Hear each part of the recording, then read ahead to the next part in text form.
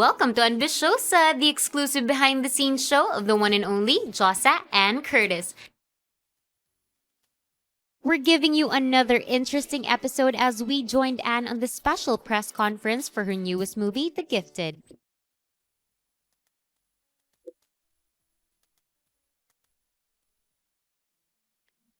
Anne and her co-stars Sam Milby and Christine Reyes trooped to Viva Live in Metro Walk, where they introduced their latest film collaboration to the local entertainment writers and media people who attended the event.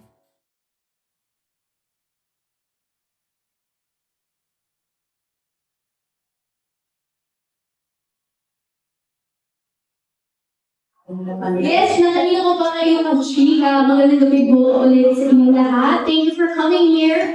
And, ayun, ituloy lang natin yung chikahan natin ngayon. Refreshing to kasi bagong project dahil si Anne, alam natin na sexy, usually sexy yung mga ginagawa nila. Yung nagparka siya sa No Other Woman. Dito, although dark ang pagka-comedy niya, iba naman kasing transformation at mapapanood din ng mga bata. So wholesome siya ngayon at may pagkakikan. The movie's trailer was also officially released during the press conference, and the short compilation of clips made everyone even more excited to watch the full length at the cinemas. I played the role of Mark Fair. Siyempre, kaklase itong dalawa. Sila siyempre yung gifted, silang pinakamatalino. Ako, pumasok ako sa school dahil magaling ako mag-football. Scholarship. Nandito si Aika na Bayoyo. Simple lang yung pamilya namin. And, ayun, si Kenny Pangilinan and Dominic Ochoa yung parents ko dito. Then, nag-aaral nila ako. Pero hindi naman sila hirap na scholar ako. I feel may love ako. So, yun. Naman si Zoe Tuazon, ano siya, isa sa mga characters dito na talagang will do anything to be the number one. Parang, kumbaga, pinakamatalino sa buong klase nila. Wala siyang hangganan kung saan siya titigil hanggat makuha niya yung top place sa class nila. Kaya doon na-start yung na with Sam na nakita niya kasi in love si Aya kay Mark. Kaya doon mag-start yung mga connivances. Masaya naman yung press con. I think the members of the press asked some very funny questions, and the stars answered them well to the satisfaction of the press.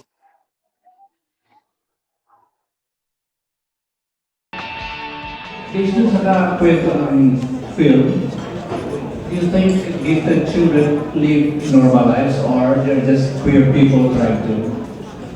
I would like to see the queer. Sometimes kasi queer can be put in a negative light, but gifted on the other hand puts it in a positive light. That you're gifted with, so on and so forth. So it's put. I think you can look at them in a positive light, but not as queer, siguro. But in our movie, we're put in a light na queer in a good way and a bad way.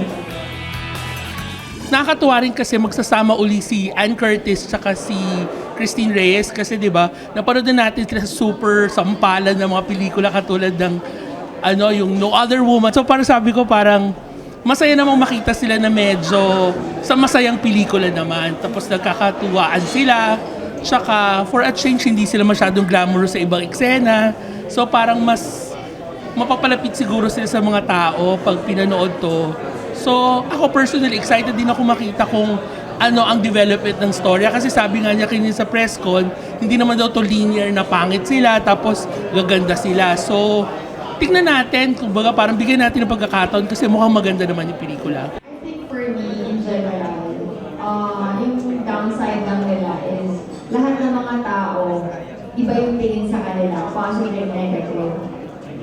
And yung okay naman sa mga gifted na mga bata, is they're special.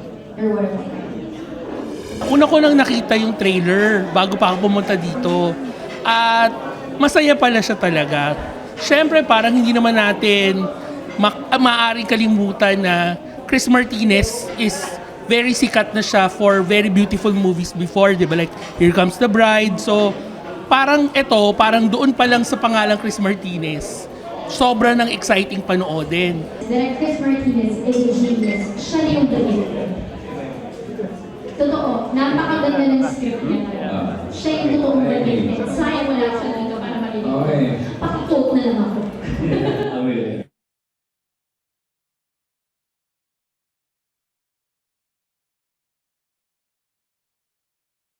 Hindi mo nga akalain na pumayag sila dahil pero mo, pareho silang sexy, maganda, and then pumayag silang madeglamorize dito sa movie. Mataba, may di pangit, diba? And then, eto bigla, sa pag nag-transform sila ng mga Diyosa ng kagandahan. I guess in a way, everyone is competitive. Diba? We all have our little pagiging competitive. Some are laid back about it, some are all out and go. I can see pagdating sa kantahan, doon kami designated do or die, diba? So I can see in a way, medyo huwag kami ng zero to us. Laban kung laban, care kung ano sasabihin namin.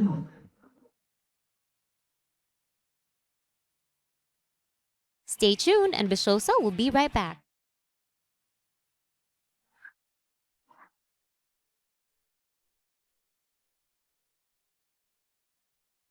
Welcome back to Ambisyosa. We're still with Anne at the press conference of The Gifted. Anne proudly talked about her unique movie character as Zoe Tuazon. She readily answered the questions coming from the press about the film storyline and her experiences while shooting this film.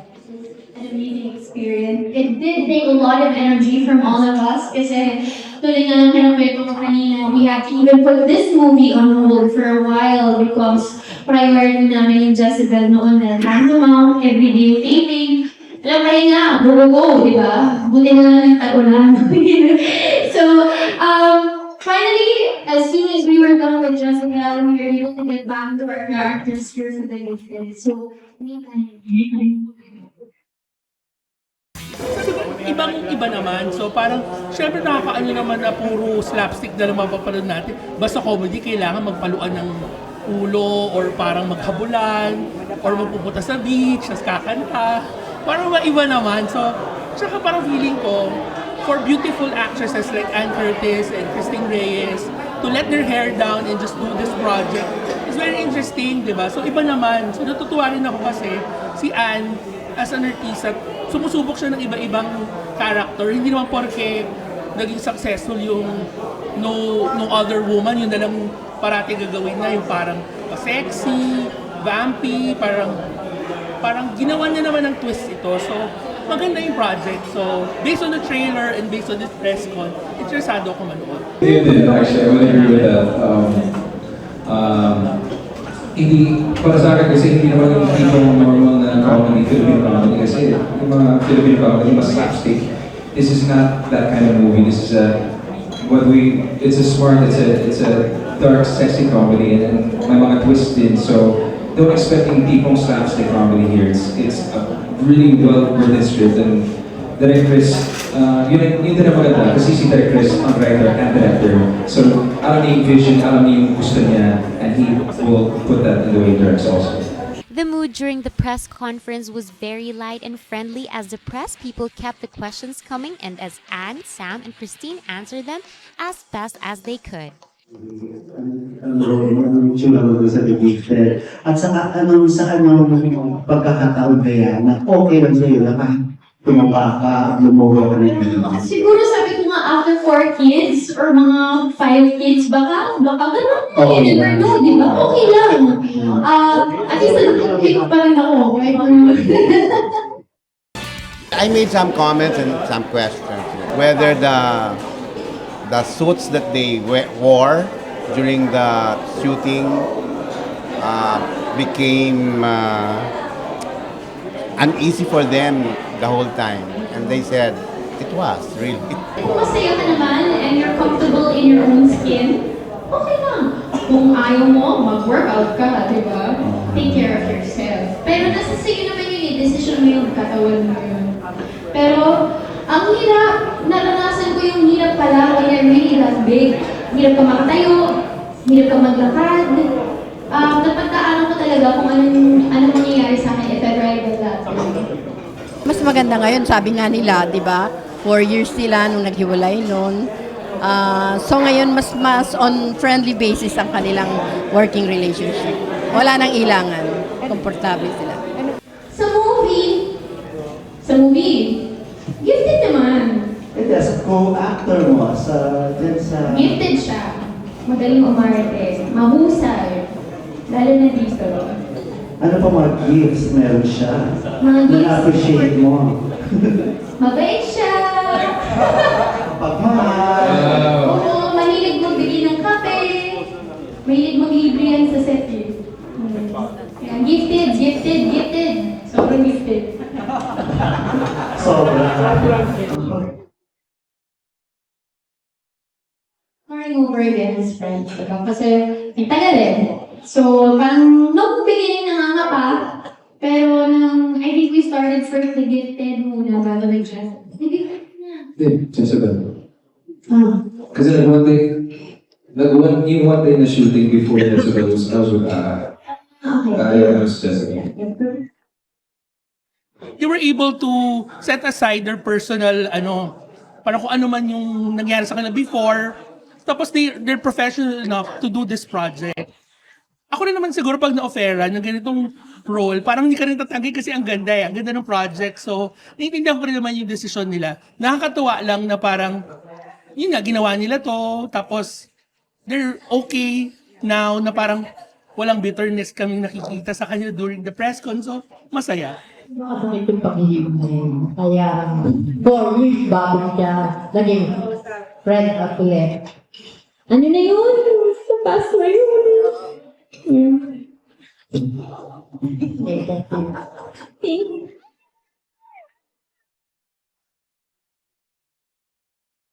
Yung si Ann Curtis pala nung 4 years old siya, naka-receive na siya nung mic, saka yung toy na guitar. So doon pa lang, na-realize na parang, yun na yata siguro yung destiny niya, maging concert queen.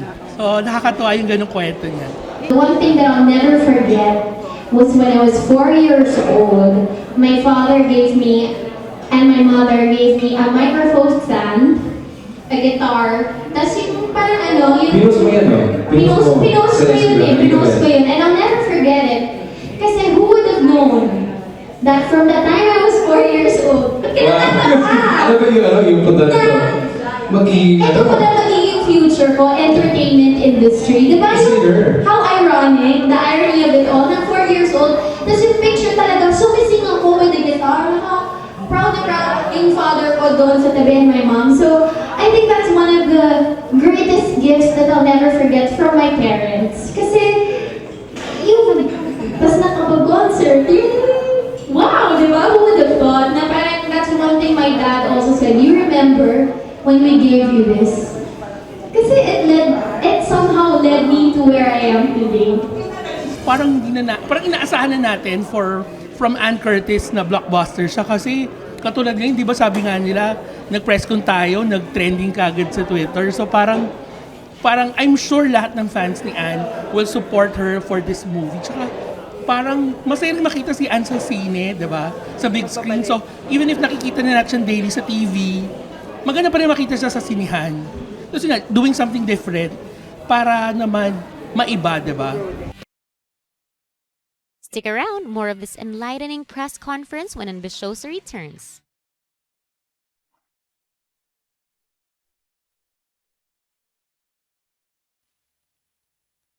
You're still watching Ambisyosa. We're still at Viva Live in Metro Walk where Ann graced the press conference of The Gifted. Masaya naman, di ba? Nakakatuwa kasi parang marami rin tayong nasabi about the film kasi syempre yung trailer is patikim lang di ba? So parang gusto kong sabihin doon sa mga umattend ng press ko na there's more to it, than just what nakikita nyo sa trailer. Wala pa yon, di ba? It's just the tip of the iceberg. As expected, the press people didn't just ask the stars about the movie, as most questions were personal and titillating. Some were easy, some were not, but Anne just handled them with her quick wit and disarming smile. Beauty your body. Beauty your body? Well, you know what? If you're beautiful but you don't have a body, the effort to move the body. Ang nakakatuwa kasi yun nga, hindi formula. Parang katulad ni Anne, nakikita na natin siya sa Showtime everyday, nakikita na natin siya dun sa kanyang Jezebel. Tapos syempre sikat siya, ang dami niyang billboard. Para makita natin siya na mataba, ibang klase, di ba? Doon pa lang parang, kaya niyang gawin to? Or parang, believable ba siyang umarte ng mataba? Kasi parang feeling ko na buong buhay na payat siya at sexy siya, di ba? So yun pa lang, parang challenge na yun, di ba? So interesting sa papanood. After officially launching The Gifted during the intimate gathering, the press people had gotten a better grasp of the movie's plot. Ang gusto ko, maging masaya yung mga tao, manood sila ng barkada, no? At saka sana ulit-ulitin nila kasi I'm sure maraming uulit kasi sobrang maaliw. I'm so thankful din na yung trailer namin sa YouTube na ilang views na, over 3 million just in 2 weeks. So sobrang happy kami and I think that a lot of people are excited. Kasi kami sobrang excited na. We really feel confident that we have a good movie para sa lahat ng mga tao and I really hope na ang daming manonood. It was refreshing. As I said, the moment na nakuha ko yung script from Direk Chris Martinez, grabe, ang galing niya magsulat. Genius talaga. It's a dark comedy. It's not a slapstick comedy, so don't expect a slapstick film. When you watch it, gagamitin mo din talaga yung mind mo, especially yung mga twists and turns. Ang ganda ng script. I mean, it's known naman sa history ni Direk Chris Martinez how he writes. So, yun, nakakatawa yung, it was refreshing to be able to do something different. And I don't think nagagawa pa siya in Filipino film before. Good luck to your new movie with Christine and Sam. I hope it becomes a big hit. I'm gonna watch it, don't worry. Maraming salamat po sa inyo lahat. Sana supportahan niyo panoorin nito. Guys, please watch, support The Gifted, showing this September 3. Feel good, lots of fun, and you get to see two beautiful women really fight. So, written and directed by Chris Martinez under Viva Films. Ann, alam mo, mapasexy ka man, mapatabachoy ka man. Ano pa rin yung kikay side mo? Keep up the good work. Directed by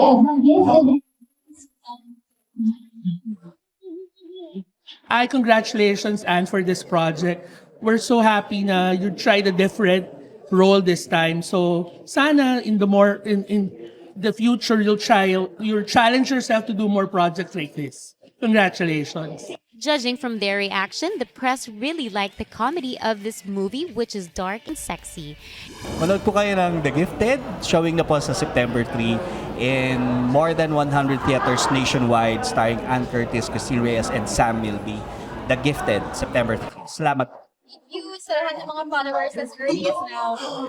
Naging trending. At sa lahat na talaga na we just aired the trailer, share lang yesterday. So, great yung feedback. Maraming salamat sa inyong lahat. Don't switch channels because there's more of Ann Curtis when Ambisyosa returns.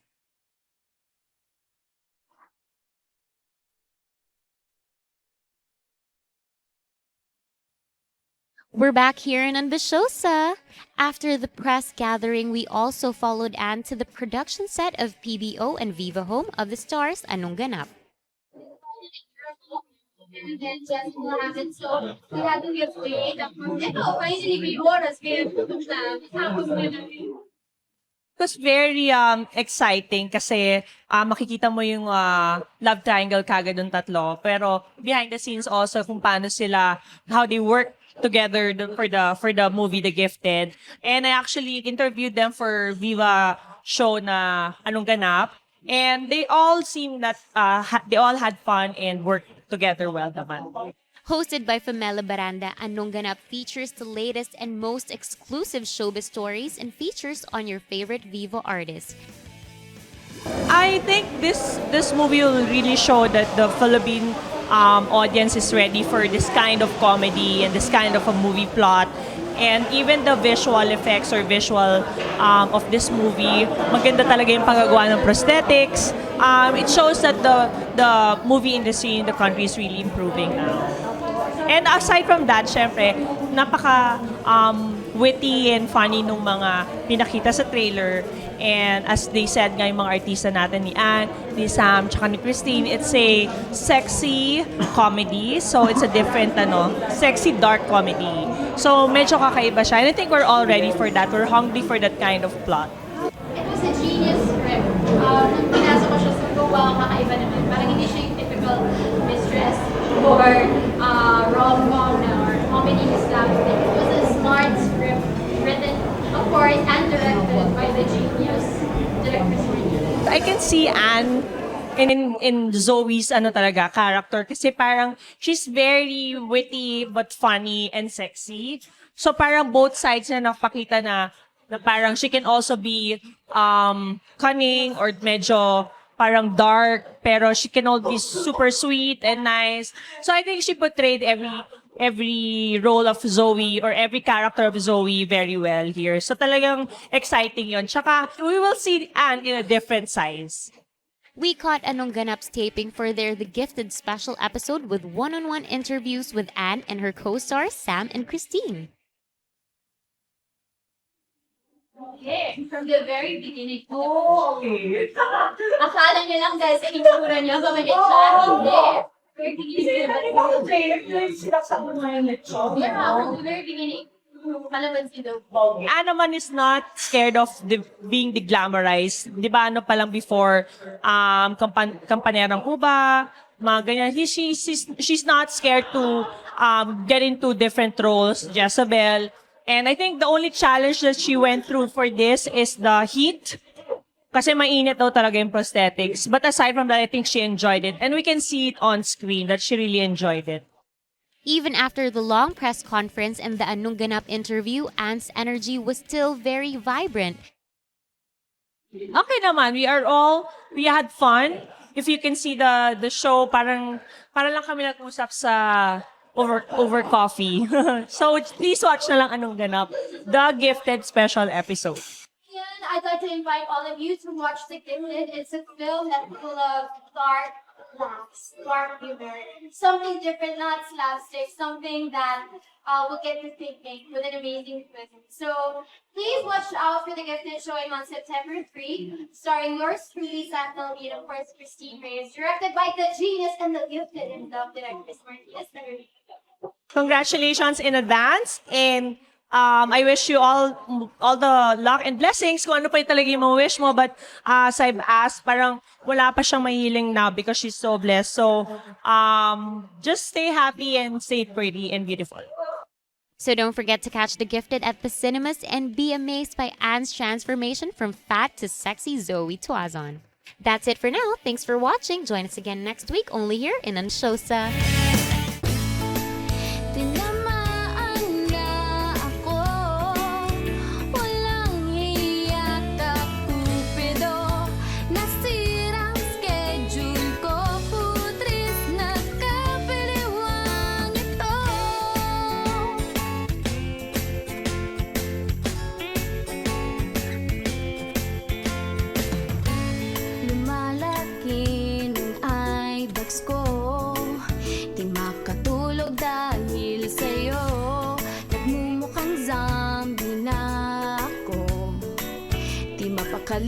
Ano ba to? Sana lang mapapansin mo rin ang kagandahan kong ito. Hirap na kasi ang lola mo napaliw na ata sa kapapantasyo sa'yo. Daig mo pa si